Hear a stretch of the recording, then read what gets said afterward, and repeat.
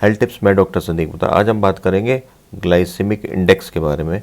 अगर हमें weight loss करना है तो हमें एक्सरसाइज तो करनी ही करनी है, उसके साथ में कुछ चीज़ें हमें पता होनी चाहिए, या फिर हम डाइटिशियन के कहने से बिना सोचे समझे अपना डाइट चार्ट बनवा लें और उसके हिसाब से खाते रहें। अगर हमें वेट कंट्रोल करना है तो हमें खाने में जो कार्बोहाइड्रेट्स होते हैं, प्रोटीन्स होते हैं, फैट्स होते हैं, उनके बारे में थोड़ी बहुत जानकारी होनी चाहिए। कैलोरीज क्या होती हैं उसकी जानकारी होनी चाहिए। ग्लाइसेमिक इंडेक्स क्या होता है उसकी जानकारी होनी चाहिए। तो इन सब चीज़ों के बारे में थोड़ा थोड़ा हमें पता होना चाहिए। माइक्रोन्यूट्रिएंट्स क्या होते हैं, मिनरल्स क्या होते हैं, विटामिन्स क्या होते हैं, इन सब के बारे में थोड़ा थोड़ा हमें पता होना चाहिए। इन सब के बारे में, थोड़े बहुतों के बारे में वीडियोस बना चुका हूँ, जिसके लिंक मैंने डिस्क्रिप्शन में दिए हुए हैं, और कुछ के बारे में वीडियो मैं आगे बनाऊंगा। आज हम बात करते हैं सिर्फ ग्लाइसेमिक इंडेक्स के बारे में। ग्लाइसेमिक इंडेक्स एक मेजरमेंट है कार्बोहाइड्रेट युक्त खाद्य पदार्थों का, जिससे ये पता चलता है कि कौन सा खाद्य पदार्थ कितनी तेज़ी से शुगर को बढ़ाता है। इसमें हम रेफरेंस वैल्यू लेते हैं ग्लूकोज की, जिसको हम ग्लाइसेमिक इंडेक्स को हम 100 का स्केल देते हैं, और बाकी खाद्य पदार्थों को इससे कंपेयर करते हैं। हम खाद्य पदार्थों, कार्बोहाइड्रेट युक्त खाद्य पदार्थों को हम 3 श्रेणियों में बांटते हैं: लो, मीडियम और हाई ग्लाइसेमिक इंडेक्स। लो जो ग्लाइसेमिक इंडेक्स के फूड होते हैं वो 55 से नीचे होते हैं, और मीडियम के जो फूड होते हैं वो 55 से 69, और हाई ग्लाइसेमिक इंडेक्स के फूड जो होते हैं वो 70 से ऊपर। लो ग्लाइसेमिक इंडेक्स के कुछ जो खाद्य पदार्थ हैं कार्बोहाइड्रेट कंटेनिंग, उनका हम कुछ एग्जांपल ले लेते हैं। फ्रूट्स कुछ हैं: एप्पल्स, बेरीज, ऑरेंज, नींबू, ये सब लो ग्लाइसेमिक इंडेक्स में आते हैं।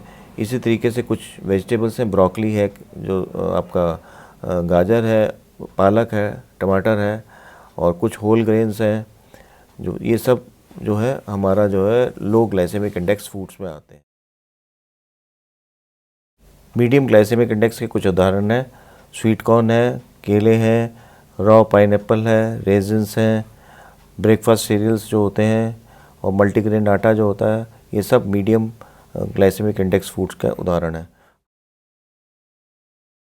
हाई ग्लाइसेमिक इंडेक्स के कुछ उदाहरण हैं: वाइट राइस है, वाइट ब्रेड है, पोटैटोज़ हैं, आपका कोल्ड ड्रिंक्स हैं, फ्रूट जूसेस हैं, प्रोसेस्ड फूड्स हैं, जो चिप्स हैं, ये सब जो है हाई ग्लाइसेमिक इंडेक्स फूड्स में आते हैं।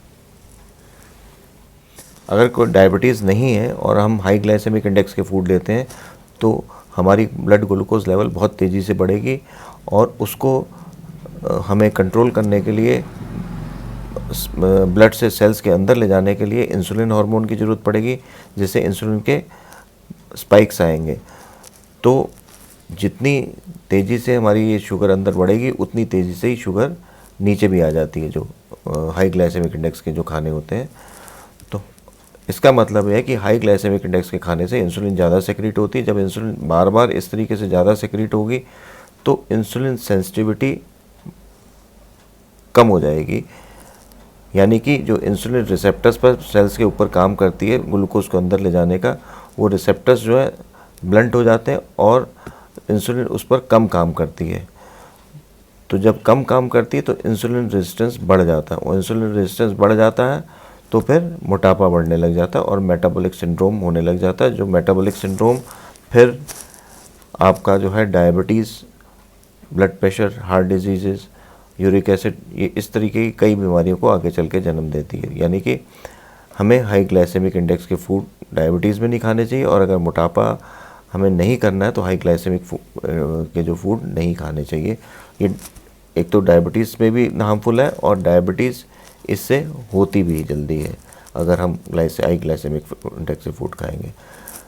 पर ये कोई ज़रूरी नहीं है कि हाई ग्लाइसेमिक इंडेक्स के फूड आपको बिल्कुल ही नहीं खाने चाहिए। अगर हाई ग्लाइसेमिक इंडेक्स के फूड खाते हैं, जैसे कि आपने केक लिया, पेस्ट्री ली, कोई ऐसी चीज़ ली, आपने खाया, तो उसके साथ में हमें सैलड और लो ग्लाइसेमिक इंडेक्स के फूड ज़्यादा मात्रा में लेने चाहिए, जिससे उसका ग्लाइसेमिक इंडेक्स, जो हाई ग्लाइसेमिक इंडेक्स के फूड है, उसका ग्लाइसेमिक इंडेक्स कम हो जाता है। यानी कि आप इसको उदाहरण से समझिए कि मान लीजिए हमने केक खाया और बहुत सारा सलाद खाया, ब्रोकली खाई, होल जो वीट का हमने चपाती खाई, तो उससे जो हमारे जो स्टमक में ये तीनों चीज़ें जाएंगी तो इसका जो एवरेज ग्लाइसेमिक इंडेक्स होगा वो बहुत ज़्यादा नहीं होगा, तो ब्लड शुगर लेवल हमारा तेज़ी से नहीं बढ़ेगा।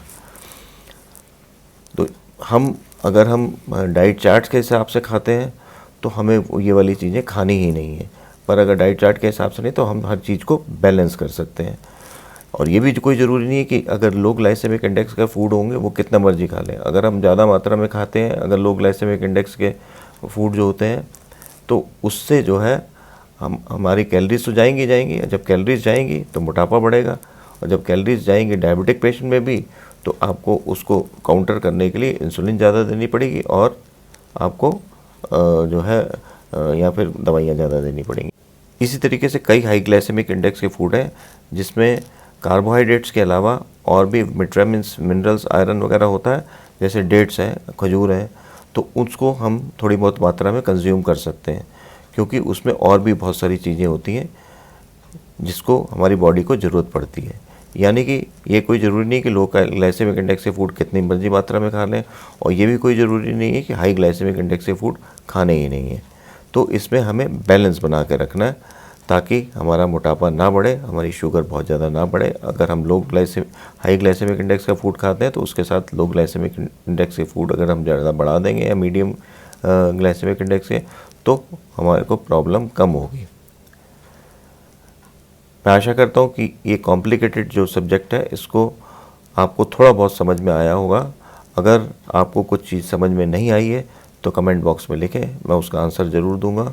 आज बस इतना ही। नमस्कार। मेरे वीडियो को शेयर करिए, लाइक करिए, सब्सक्राइब करिए।